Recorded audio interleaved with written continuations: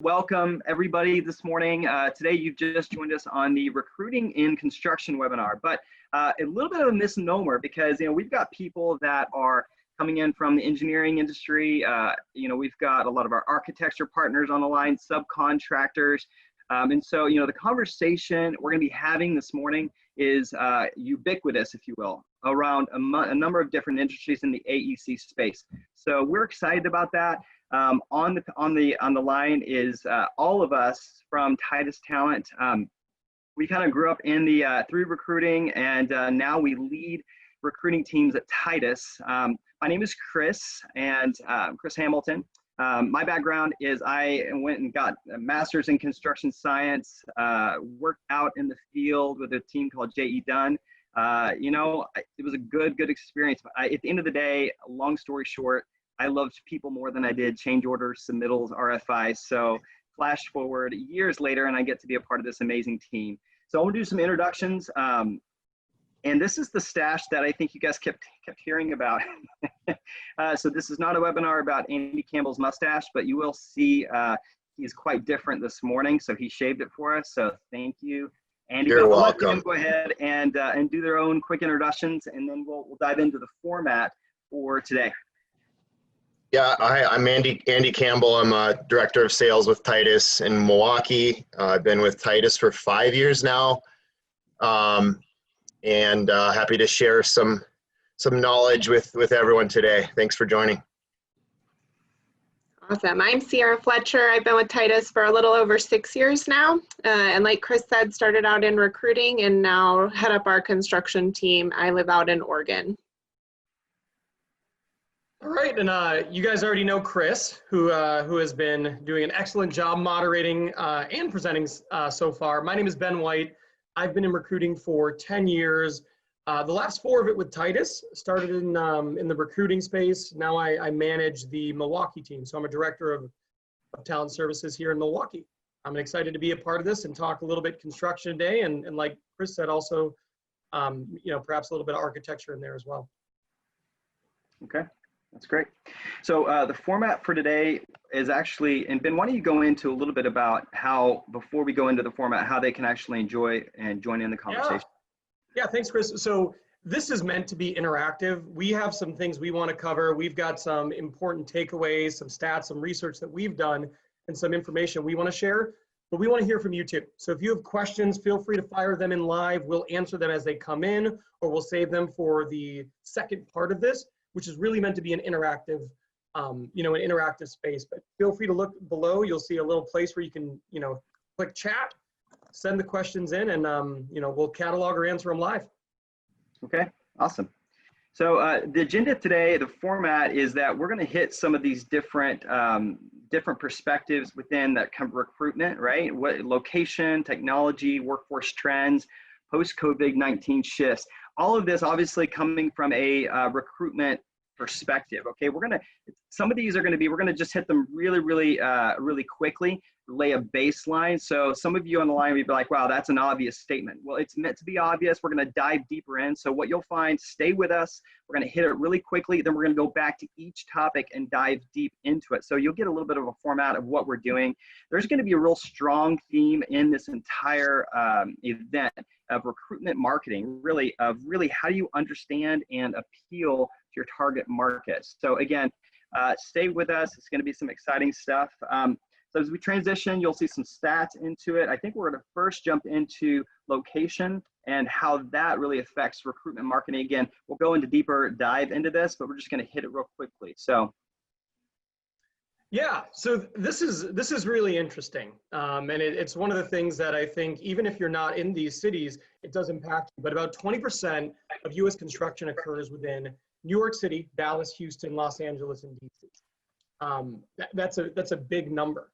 And the other thing we want to highlight, about 50% of all construction in the U.S. is expected to occur within 20 cities over the next 5 years. To circle back to the top, one of the reasons why I think this is a compelling stat, and many of you are probably looking at this and going, I'm not in any of those cities, how does it apply to me?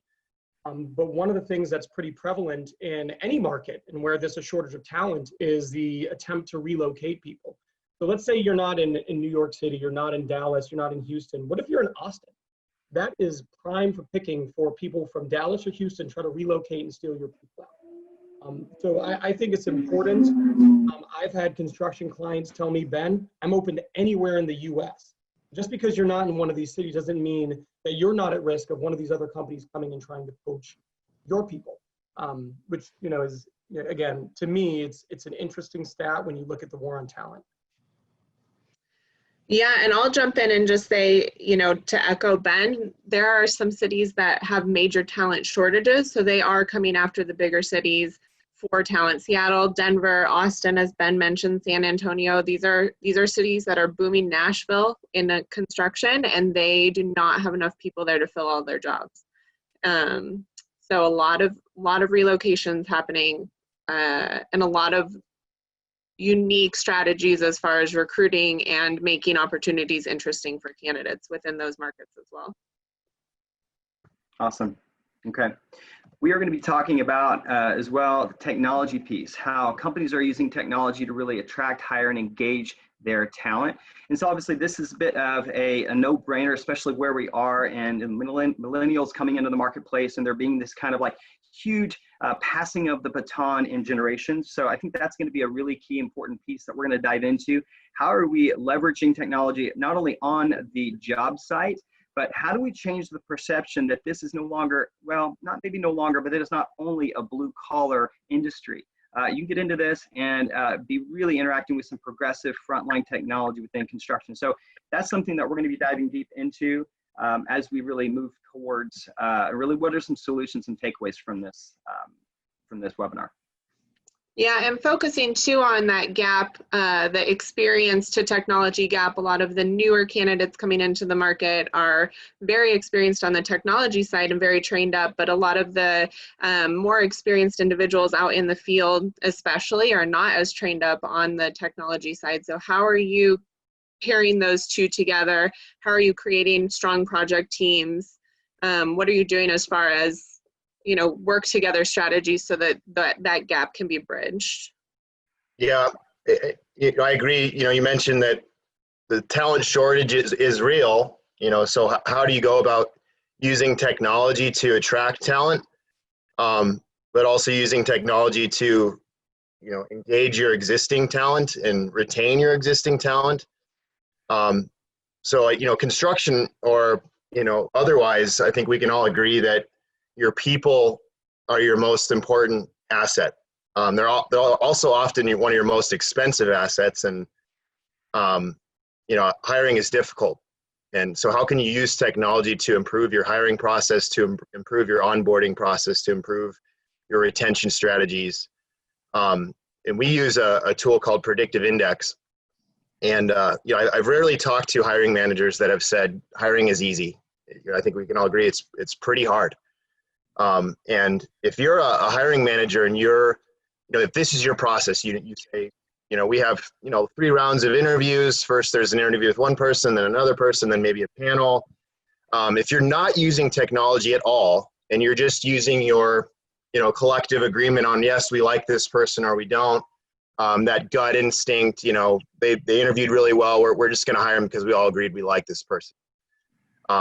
Doing things that way gives you about a 6% chance of success, not utilizing any sort of assessment tool. We use Predictive Index. We found that to be the most validated assessment tool on the market, frankly the best.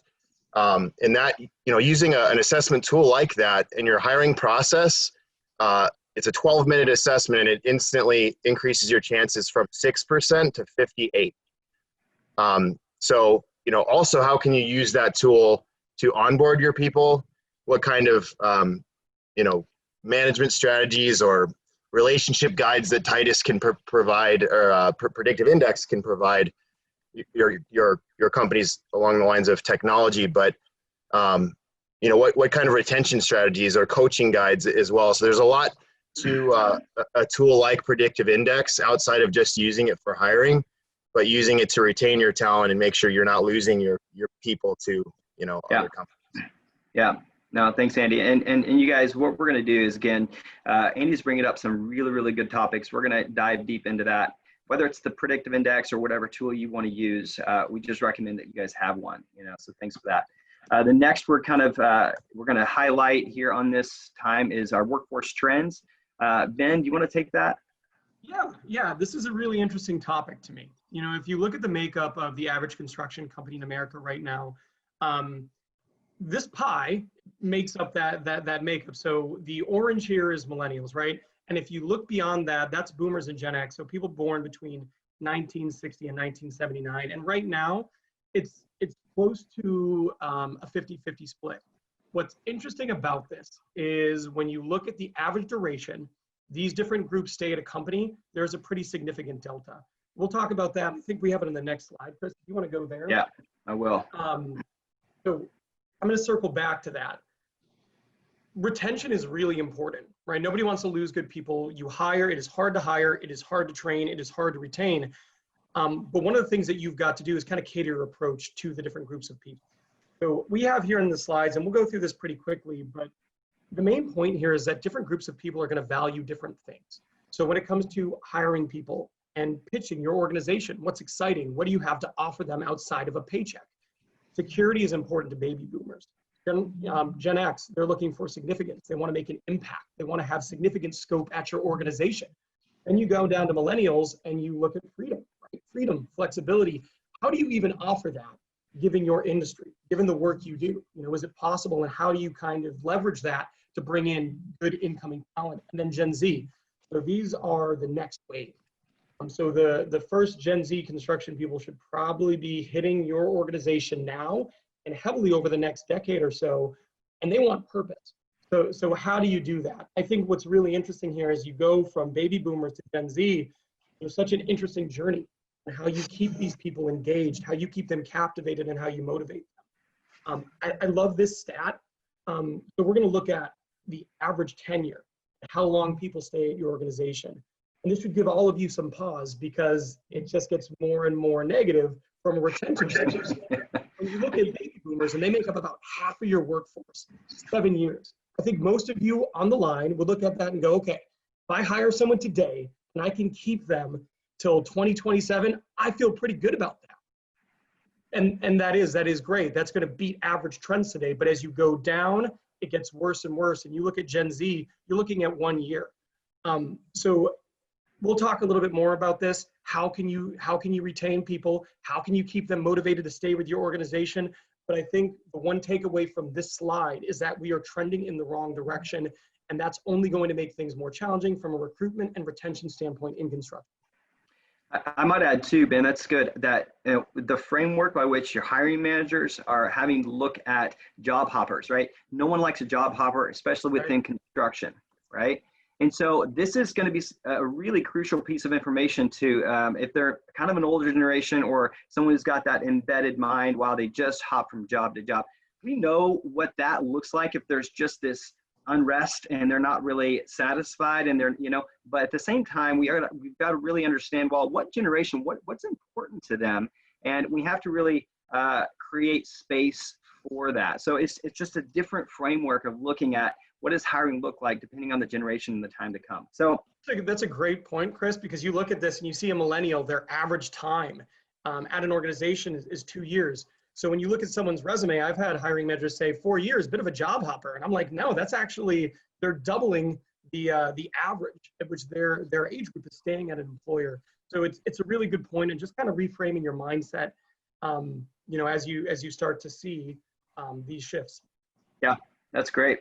All right, well, so that was our baseline. What we're going to do now is we're going to dive back into each one of those topics. I'm going to stop sharing my screen here, and we're going to go into each one of those kind of like one at a time. And I know there's questions already coming in, and so we'll go ahead and start fielding some of those questions. But as far as let's dive back into the location piece, right? Again, from a recruitment standpoint.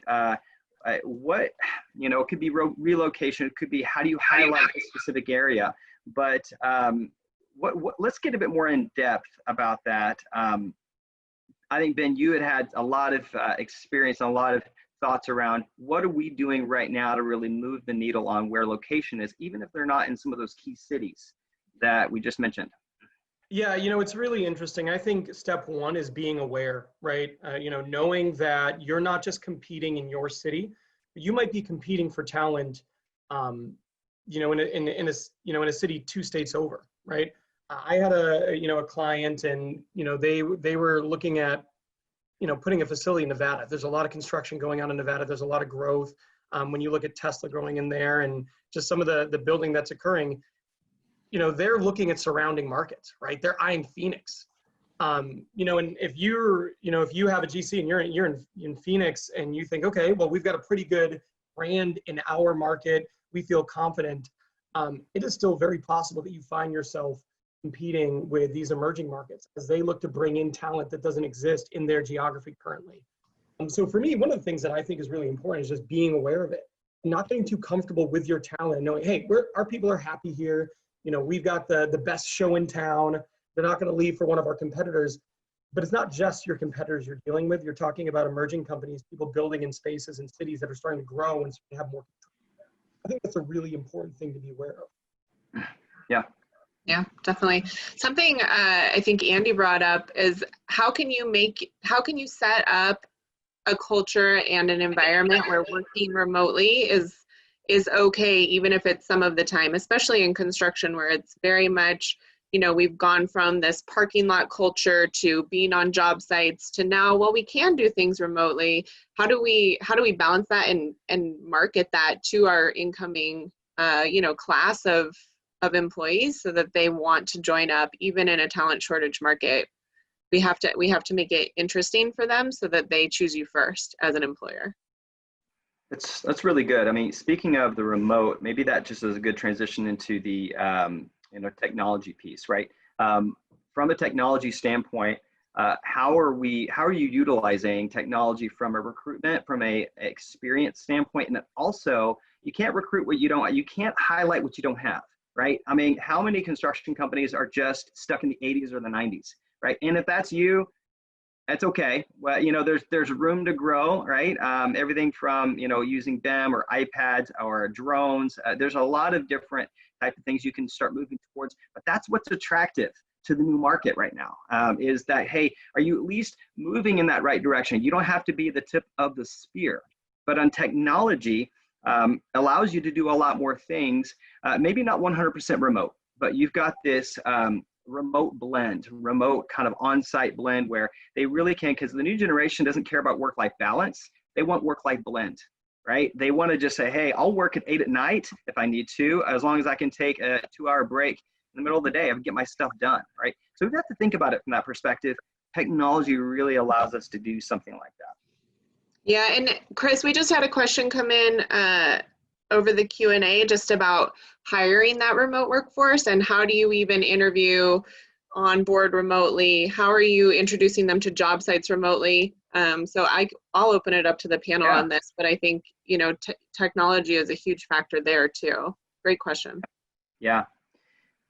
What we're using, both we use it internally within Titus, and then some of our partners who want to move the needle on this. Again, really, really slick software, easy to use to do video interviews, right? To really make sure that before they even get to that spot, there's a place where you can really understand what kind of character, what type of values do they bring. There's a number of things to do technology-wise before you spend much time on. Technology is really meant to kind of automate the things that don't need to have a human element to it. But there's this huge human element to recruiting we need to keep in there. So what do we automate things that can be repeated, right? The kind of the basic stuff. So what have you guys seen in some of the projects that we're working on? Yeah, I wanted to talk about incorporating technology. One of the things that I've always believed is that retention starts at onboarding, right? Every single person on this call or on this webinar, I'm sure you all want to keep your best people. Nobody looks at their company and goes, I'm okay with using my best estimator. I'm okay with, I got a pretty solid, team of supers here, but if half of them leave, I'm okay with that. None of you think that.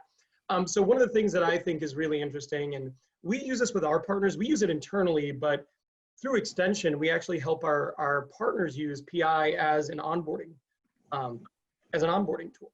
which is really important when you think about somebody coming into your organization, knowing that their experience early on is probably going to dictate how they see their future with your company. I think it's a critical piece. So, making sure that you use that tool, finding out the profiles of the team, learning how they team together, having frank and honest conversations about where there might be relationship misalignments. I think those are really powerful conversations. And it doesn't, instead of having a cookie cutter onboarding experience, what you find is that you can customize it so that people come into their organization are having a drastically different experience. They're experiencing something that's customized for them. They're learning how they're going to team better with the people they're going to be working with. I think it adds a lot of value. So when you look at how we used to do onboarding to how we're actually capable of doing onboarding now, I think there's a pretty significant delta. And a lot of that comes to using technology to customize it and make it a unique experience. And I think it's pretty powerful. Yeah, Lexi just came through. And I just feel like it's worth sharing. She does virtual coffee FaceTime meetings just to kind of keep those first impressions open, honest, and start building that relationship right away with candidates. It's great, Lexi. That's good. That's good. And just to draw back to, we're talking about technology, not only how the company uses technology in their work, right? But also how do we use that from a recruitment marketing standpoint? Because I think there's this thought that, construction, architecture, maybe not architecture as much, but subcontracting, engineering, it's a bit of an old boys club, or it's kind of blue collar work, these kind of antiquated, outdated stereotypes that we can shift. And how are we doing that? Because I think, using technology in the recruitment process is a huge, huge piece to attract the right kind of people. So. Yeah, I think adding on to that a little bit, using an assessment tool in the hiring process, understanding the candidate's natural behavioral characteristics, their cognitive ability, those things are all objective things, and it takes some of that subjectivity out of your hiring process. If you're, just like, I like this person. I think they just seem like a really nice person. I'm gonna hire them. This gives you actual facts to consider when you're considering bringing someone on, but also knowing who they're going to be reporting to and what's their natural behavioral characteristics, what's their profile look like, and how are they going to work well together. So kind of playing matchmaker that way, knowing, your hiring manager, who they're going to be reporting to, and knowing who they are before you even, bring them into the company. Yeah, I love that. And the other side, we're talking a lot about field positions, ops positions, but the other side of this technology piece is you need a team to run it and manage it and troubleshoot it and make sure that everyone's set up for success there. So that's a different side of hiring in construction and architecture that we don't talk about very often, but I think Ben has probably the most experience in the panel on that. So I'm going to turn it over to him for that piece. Yeah, thanks, Sierra.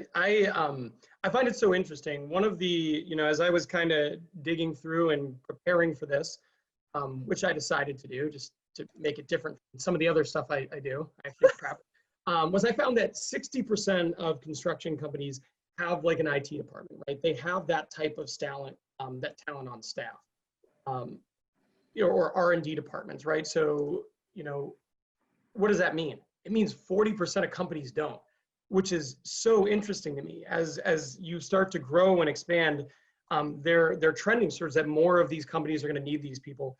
And another thing that I think is pretty intriguing about it that I also happen to stumble across is that of the companies that do have R&D departments, only about 22% of them have more than 5 people in that department. A lot of you probably have experience hiring architects or hiring estimators or hiring project managers.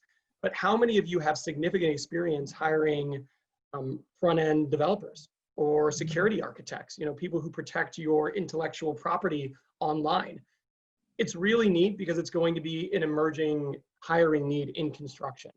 And I think about some of my partners and they go, Ben, I know what I'm doing. When it comes to hiring an estimator, I got this. I know what I'm looking for, but when it's time to expand that R&D department, when it's time to hire in the technology space, they're looking at that, and that's different. It's a different skill set.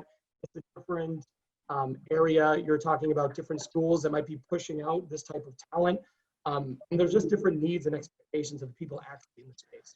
So it's another area that I think will be, important to focus on as, we continue to move forward. As technology becomes more and more prevalent in the industry, you need people who have that expertise, and it's going to be different to hire them. So it's, again, it's an area I find interesting, and I think it's going to be really intriguing as that landscape continues to shift. You guys, Ben is a wealth of knowledge, and hopefully you guys will get to interact with him a bit more. Let's move on. We've got a lot of questions coming in around the technology piece, but we've got just a few more minutes, so we want to get to the workforce trends, and then what are the COVID climate shifts that we're seeing? So let's dive into the workforce. And I'm so sorry, I know the questions are coming. So what we're going to do is we will either try to hit them with the Q&A, or we'll also we'll send out an email and try to capture some of those and connect with you guys offline. So we're going to transition to the workforce trends. Again, our people are our most important asset. That's always been said, but specifically, what does it look like for what trends are happening within the workforce? Who wants to? I've got some thoughts on that. I've got some ideas, but who wants to take that to start us out? Yeah, I can start a little bit on this. It's an area I'm pretty passionate about, just because it's so interesting. And I think one of the things that I've always appreciated and also not appreciated about construction specifically is I feel like the people are atypically loyal. Anybody who's tried to pull, somebody from one company and say, hey, you should hear about my other client, they do this. I've talked to so many people who are saying, during the recession, my company stuck by me. I'm not interested in hearing about other opportunities. And that is going to change dramatically. The more that pie that we showed earlier starts to shift towards millennials and Gen Z, that's just not going to be the case. I think it's so important to recognize that and kind of prepare for it. And as you start to look at your value proposition to your own employees and how you make your organization appealing to them, you have to take that into consideration, because the same tools, the same perks, they may not work the same. So I advocate that people are open-minded to providing flexibility, to providing meeting, to providing scope, to having some of those career conversations, maybe a little bit earlier on, like here's how you can grow within our organization. And keep them satisfied, which is it's a bit of a shift. But if you look at the stats on it, 70% or 78% of Gen Z employees expect to leave their company within 2 years, which is like striking. It's really, in my opinion, it's really intimidating to know you can hire someone, feel great about them, but 4 to 5 of them are walking in with the mindset that, okay, cool, this is a nice 2-year stop for me. Because you invest a lot in those people. So how do you change that? No, it's good. And how do you change? One of the things we're seeing, and Daniel Pink in his book Drive mentions what are some of the drivers of different generations, different people, and what he's seeing and what we're actually seeing in the construction, architecture, engineering space is that these younger generations, they want purpose. Like we've talked about, they want mastery. So mastery to them is looking like, is there an emerging leadership program, right? Is there something that's engaging them, not just siloed? No one wants to be siloed. They kind of want to be a jack of all trades so they can be a bit more marketable. And that's okay. You can just know that, again, they may leave your company in a year, 2 or 3. We don't want that, but if we can continue to develop them as a person, not just in their career, but holistically.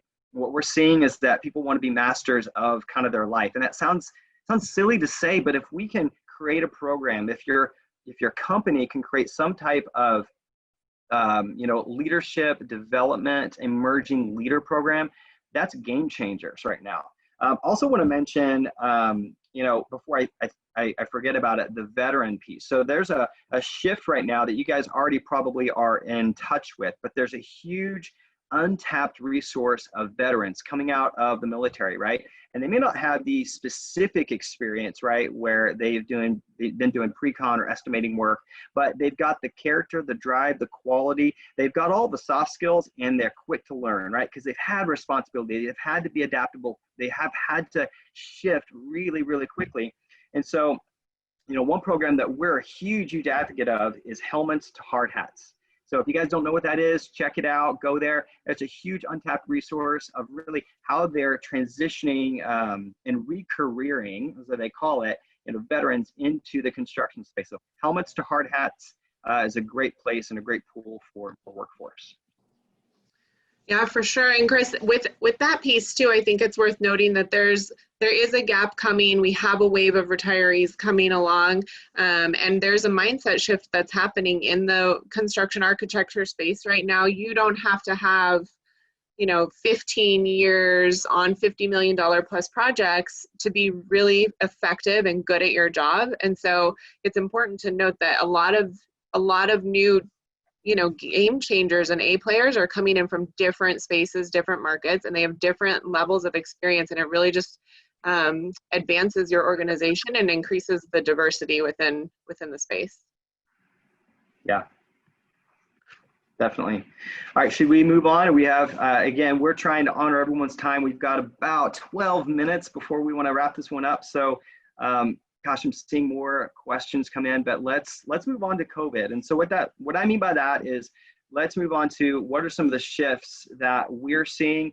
And let me just state, this is probably a little bit obvious, but we aren't the experts. We have a lot of experience, but gosh, you guys on the line, I mean, the questions you guys are asking are phenomenal. So we just believe that you guys have a lot to offer and give too. So know that this may not be holistic or may not be exhaustive, but this has just been our experience here. But some of the transition is like, what is, the new normal? That's the elephant in the room, right?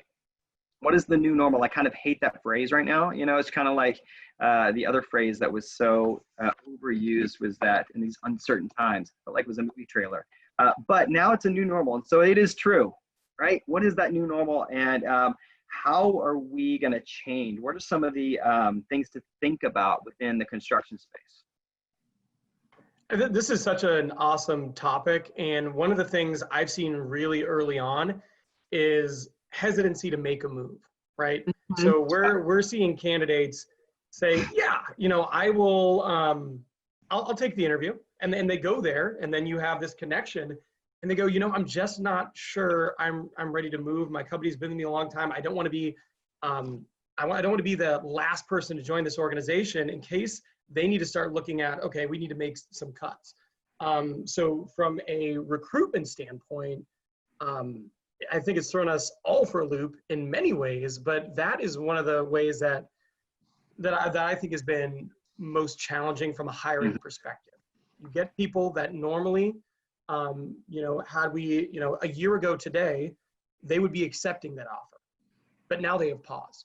Now they go, okay, with what's happening in the world today, is it a good time to move? And that's not an easy problem to solve. There's not one bullet that goes, hey, you say this, and then they'll be good to go. It's not like that. But I think one of the most important things I've seen our successful partners do is explain to them how the organization is handling it, how they're doing financially, and working with them to understand that it's not a risk. Like, you coming here is not as big of a risk as you might think. I think that's really important. Even you're just aware of it, even if you can just pepper that into your interviews with people to let them know, hey, I know this is a weird time to be making a move, but we're excited about you joining our organization. We're excited about you in the future. We're excited to how you're going to grow with our organization. It's just something to be cognizant of. Make sure they're comfortable with the transition. So Ben, I'm going to riff on that because even just the way you're talking about it, like, we're excited, we're confident. No one wants to be part of someone who's like, I really don't know if we're going to make it, or I don't know what the future holds. No one knows what the future holds. Let's just get that out there. No one's got this crystal ball, right? But everybody wants to follow and trust someone who's like, I don't know what the future holds, but I know that we are going to move through it, and we're going to come out of this better. We're going to come out of this stronger. We've got work lined up. We're going to continue. We've got a great name, right. Like, they're just confident, right? Talk about that backlog, right? Yeah. I want to work for that company, right? And so as you're recruiting and as you're, kind of coaching your hiring managers, there's got to be passion. I know there's uncertainty, but gosh, there has to be certain passion. That's what leaders do in this time, and I think that's attractive.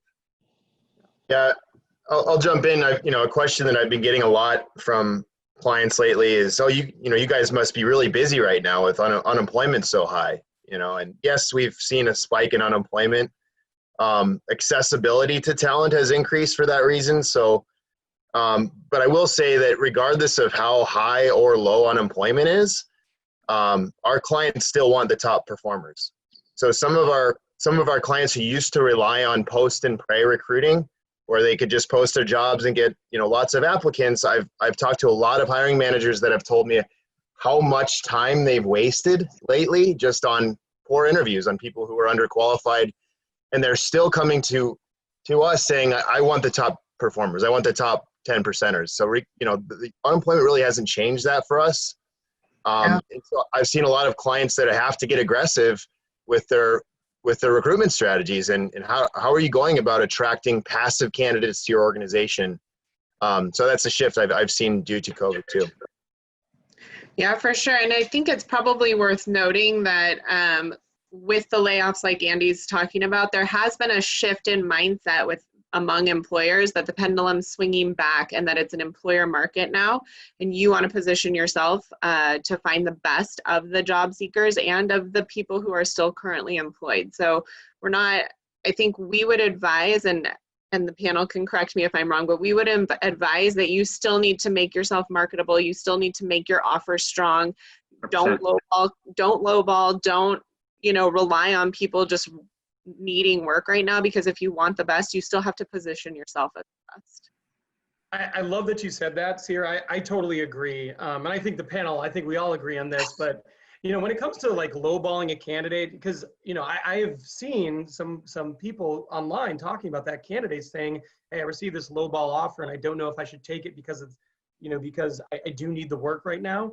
My thought on that has always been, and it's no different now, that when you lowball a candidate because of the market, what you're doing is you're trading a current problem for a future problem. And I just don't think that's smart business. If you're looking and saying, hey, we can get this person for 25% cheaper than we could have 7 months ago, you might be able to do that. But, in 10 months from now, maybe they get a more compelling offer. Maybe they get one equivalent with their skills and commensurate with what they've been making their recent career. So in my mind, you look at it, you can look at it two ways. You can look at it as an opportunity to try to get a great value on people, or you can look at it as an opportunity to find some really great talent that might not have been available, pay them what they're worth, and then retain them in the long term. I just think that's a smarter play. And that's a long-term perspective, and that's brilliant, Ben, because I think what we have to keep in mind is our employer brand, right? Because gosh, if you lowball or somehow try to cut a corner, that stains in a small market. People remember that stuff, right?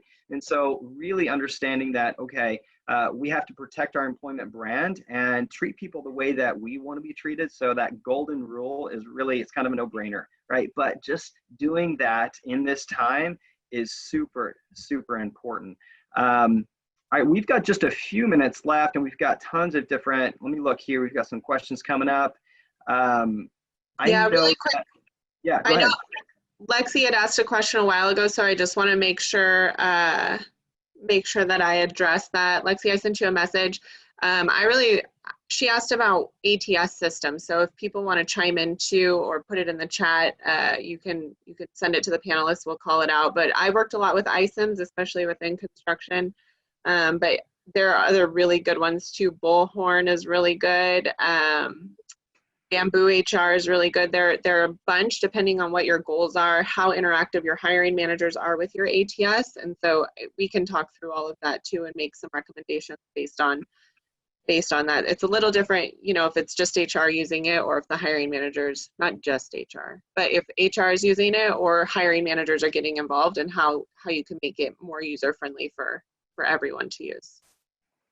That's good. Did you also, I don't know, did you mention Bird Dog HR? That's a pretty. Yep. Bird Dog's good. Yep. No, I do not mention. We like that one a lot. But yeah, I totally agree. It really depends on the goal and what you need it to do. So yeah, that's a good point.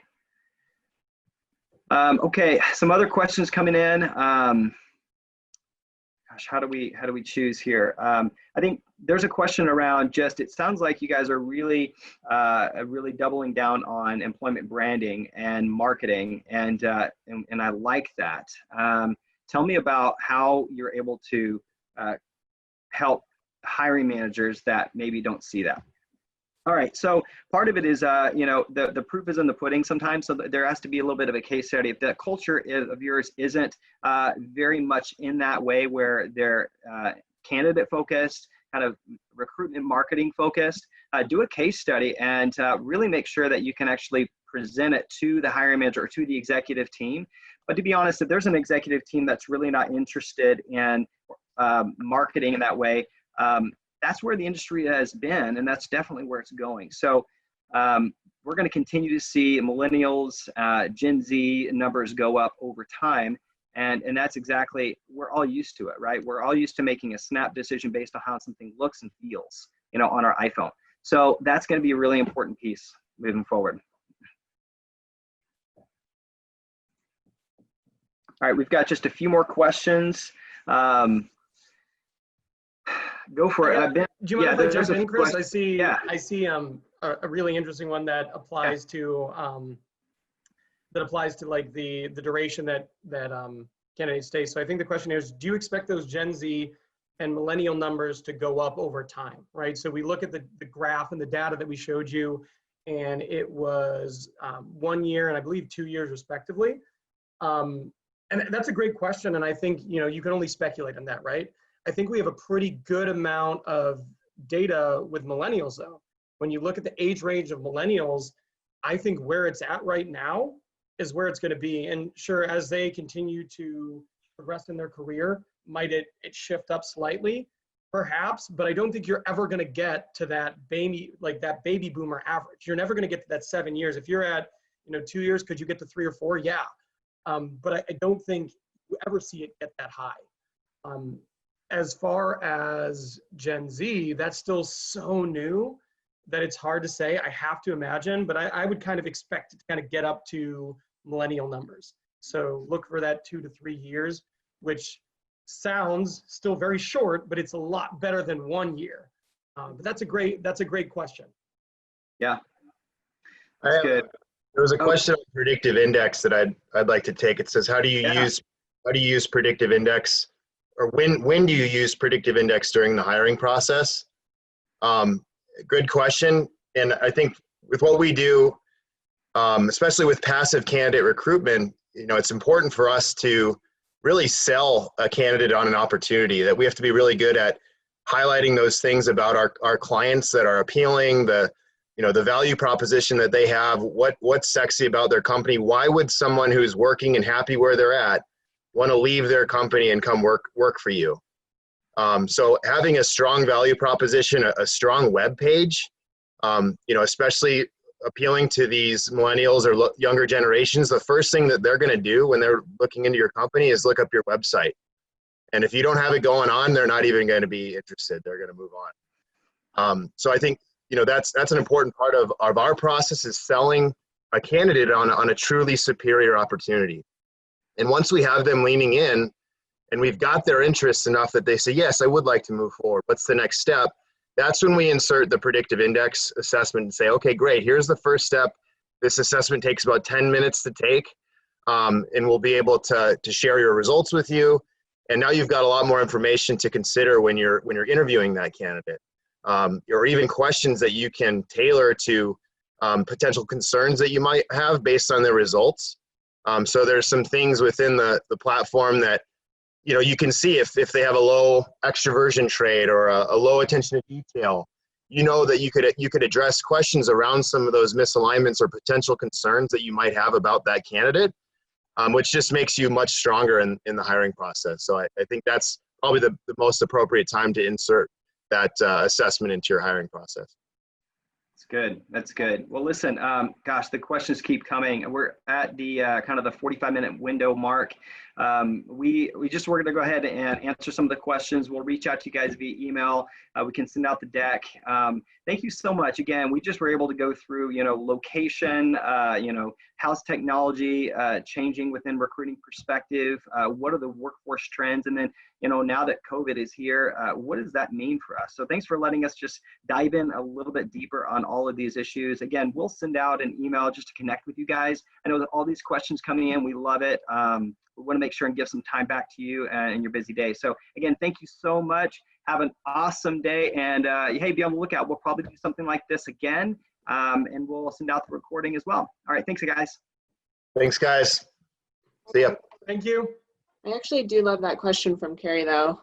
I know. Someone should reach out. Carrie, are you still on? Carrie, if you want to stay on, we can, and whoever else, but we can chat through that. Just what freedom looks like for millennials. A lot of millennials, like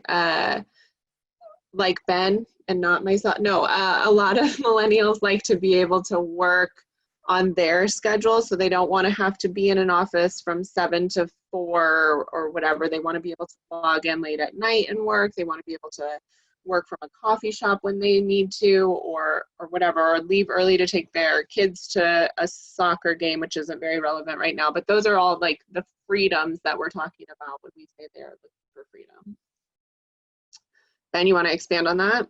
I mean, you capture that pretty well, right? It's just maybe it's flexibility that in some roles you wouldn't traditionally see. And there's been a, as of late, there's been a huge move to remote work, or at least flexibility and partial remote. And I think that's a big part of it, is just making that acceptable and okay within your organization. I think one of the things that's frustrating to candidates is there'll be an interview process and they'll say, yeah, no, we afford our people that flexibility. But then that moment comes up where it's like, hey, I've got to leave early. I've got this going on, or I'm going to be in a little bit late, and it's frowned upon. And, I think making that real, making that acceptable, and making that, as long as the work's getting done, encouraged in your organization is huge, just from a, employee experiential standpoint. Yeah, so Carrie just said, in construction, we're working with deadlines, on time, on budget. Those are all super important things. With the millennial generation, and I feel like, it's kind of shifting to other generations too, but if it's set up in your culture of the work's done on time, you're on budget or under budget, and you're hitting all of the expectations, and we're really laying out for you these performance objectives within your role, and you're hitting those, including project expectations. When you get it done, outside of, I have a crew that's working right now, so in construction it does get a little sticky, but when you get it done can be a little bit more flexible. I have a personal story of someone who was commuting 2.5 hours each way every single day to go to work. And he was just exhausted. He's a project executive, but he was exhausted. And then COVID hit, and he was able to work from home.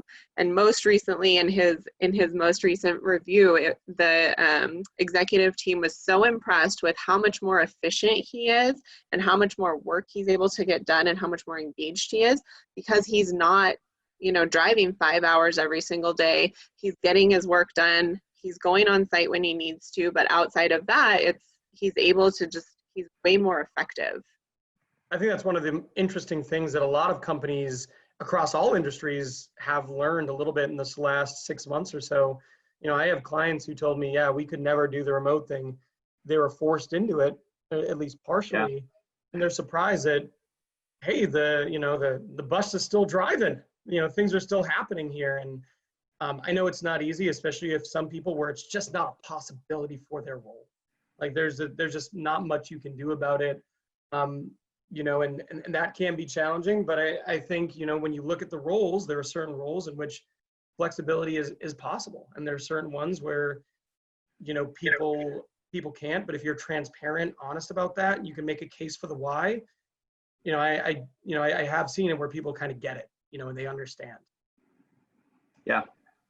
Yeah, for sure. I think one of the things that, back to the freedom and flexibility, is also the freedom to collaborate. I think that the tools that a lot of our AEC partners are getting to use, such as, HD video conferencing, digital whiteboards, interactive touchscreens, touchpads. Some of those aren't new to a lot of you guys, but as long as we can kind of embed that into the culture, it's a nod towards it. It's, again, there is a reality, right? You got to be on site sometimes, right? You've got to really just be so.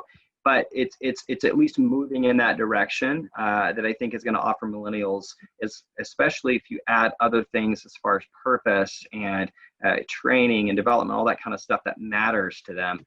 I think that's going to be a really important piece to it. All right. Thank you, Carrie. Those are great questions. Really good questions, Carrie.